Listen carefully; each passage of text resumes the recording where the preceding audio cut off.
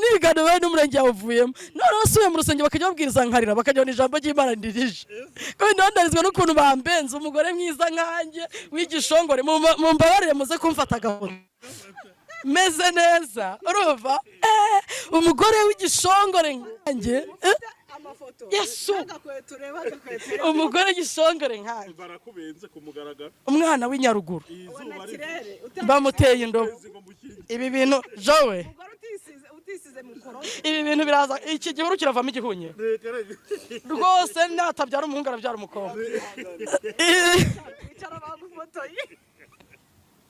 rero nta byinshi mfite ndababaye kandi nzi ko urukundo nyine cyo mu Rwanda urukundo nkuko Mutesi yabibabwiye ahubwo ubu nanjye ngiye kujya mu mwanya wanjye wo gusengera umuntu yaba ari hanze y'igihugu yaba ari mu gihugu hagati mfite urukundo kwa uyu mugabo mpamya ko iki ni ikinyoma nta muntu w'umukozi w'Imana wo kuza ku muhanda gufata amabanga yiwe ngo ayashyire ku muhanda n'uwagushaka n'uzagushaka ngira ngo waribeshye uzanabisabira imbabazi hano nta muco w'ubunyarwanda waba ubirimo uragira umugabo wa Mutesi tubanye hafi imyaka iyi ni y'amezi aya n'aya mukarabya mufurira mugaburira turyamana uri umuhanuzi uri umukozi w'Imana uyoboye abantu ubwiriza abantu usengera abantu mpamye ko mu bakristo ushumbye uru ni ururimi rutari rwiza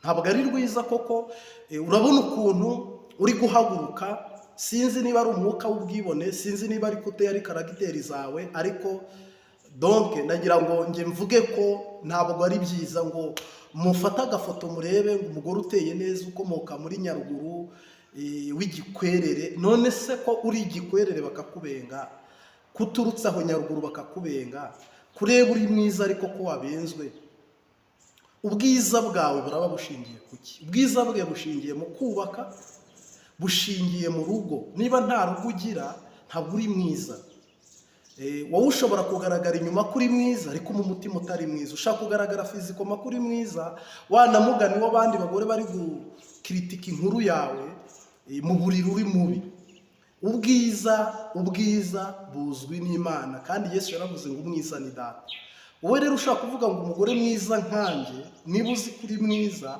nawe wakabaye wubatse ahubwo wubakira n'abandi Mutesi rero ngira ngo ni inkuru ivuzwe ishuri irenze imwe umunsi urenze umwe ngira ngo Mutesi iyi nkuru ikimara gutangazwa cyangwa kugaragara ku mbuga nkoranyambaga Pastor Mutesi uyu nguyu ni umudamu udasanzwe navuga ngo ufite kwihangana ufite gutuza no kwizera we yavuze ngo umugabo naramwakiriye ibyaha yakoze sindi bubibari ingeso ze sindi buzibari njyewe icyo ndeba ni umuntu mbonye kandi ibyo nanone abahanuzi bose bahagurutse bakanyeganyeza imbuga nkoranyambaga cyane nibishaka urabona ko nibishaka yahagurutse cyane ngo umugabo si we umugore si we ntabwo nahamya ko gushaka kwe si wowe wahagarara ku ruhembe rw'imbere ngo umugore ugomba gushaka umugabo ugomba gushaka n'uyu oya ahubwo wowe musengere niba umukunze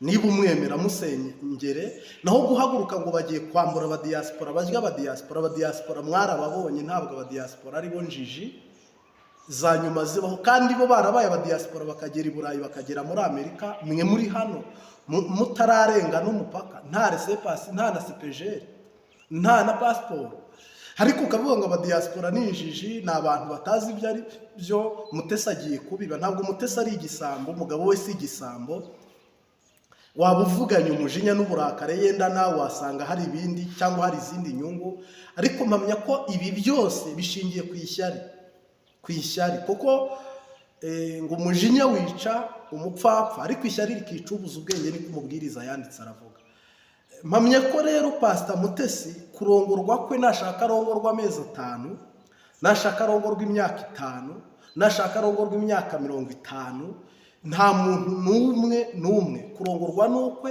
kubaka n'ukwe Imana niyo yubaka na muntu n'umwe wubaka ndetse ahubwo bibaye byiza Imana yabashyigikira mwe nimucikana yo kunyura mu murenge kwa Pastor Mutesi, ariko abantu benshi batopikinga iyi nkuru bayivuga bayikritika, bamwe bashima abandi bagaya. Ariko ndagira ngo hano ku Mbabazi TV gatatu bantu badukurikira turabashimiye.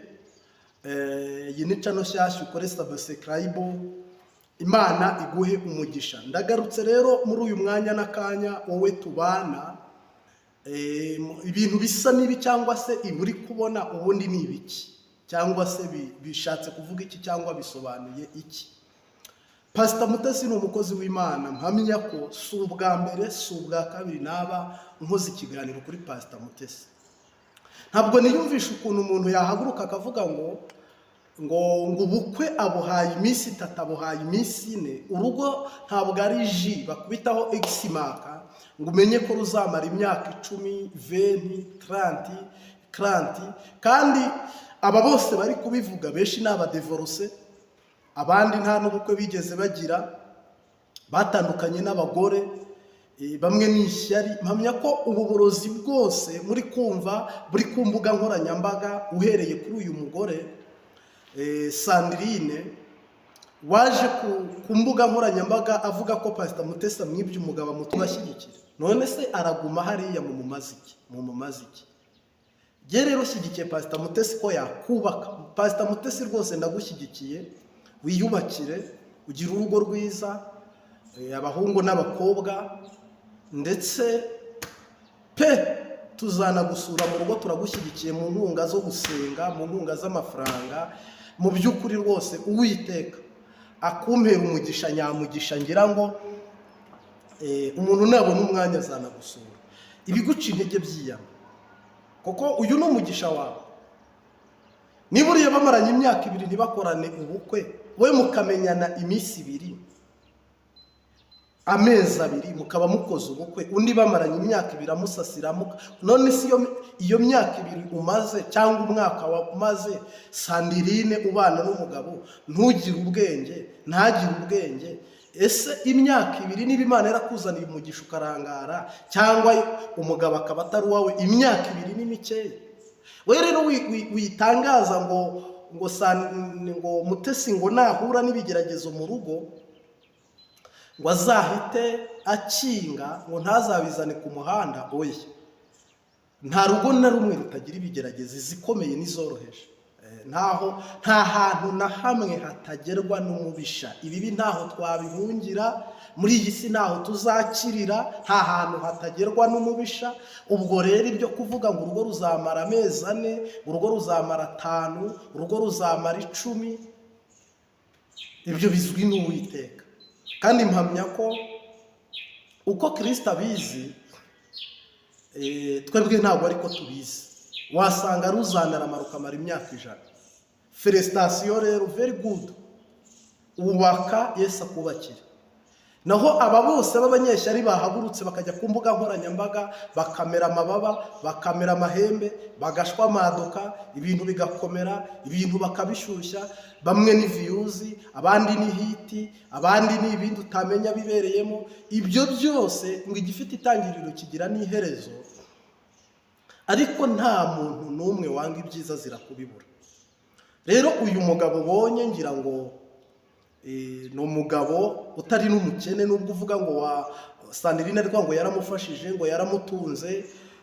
Sandrine ari kugaragaza ibikorwa byinshi yamukoreye. Bibiliya iravuga ngo ukw'ibumoso ni gukore, ukw'iburyo ntikukamenye.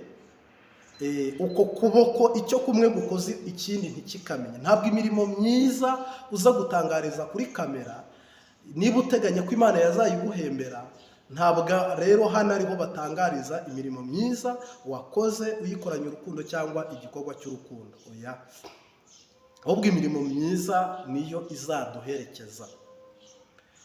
Mu by'ukuri rero ngira ngo ntabwo nk'abantu b'inararibonye nkatwe mu rugendo tumazemo iminsi, mu myaka tumaze, mu nzira tumaze mu Rwanda no hanze y'u Rwanda, mu isesengura no mu kureba ibi byose biri kuvugirwa hano ku mbuga nkoranyambaga za YouTube, batopikinga ubukwe cyangwa se ubugeni bwa Mutesi.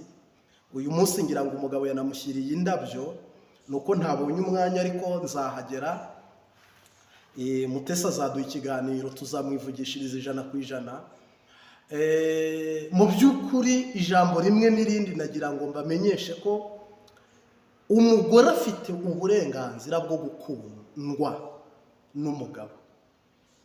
Bibiliya irabimurekurira.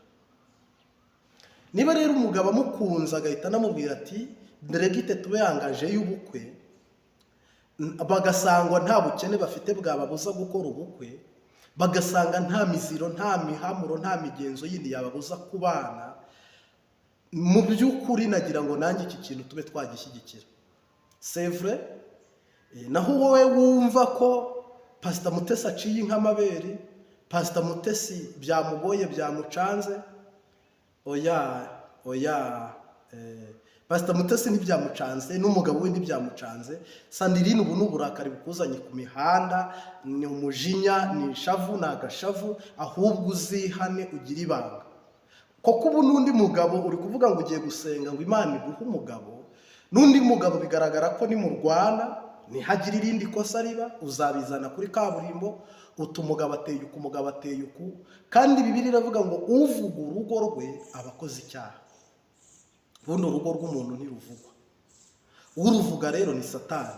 Ariko Satani anyura mu bantu. Niba utinyuka ukavuga urugo rwawe wakoze icyaha.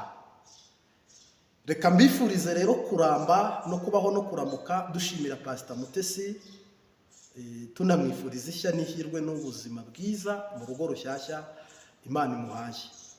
Abahanuzi muceceke ahubwo mubasengere. Bidashobokera abantu ku Mana birashoboka. Ndabashimiye mwebwe muri ku mugabane wa Afurika, abumva ururimi rw'ikinyarwanda bari muri Amerika no mu Burayi.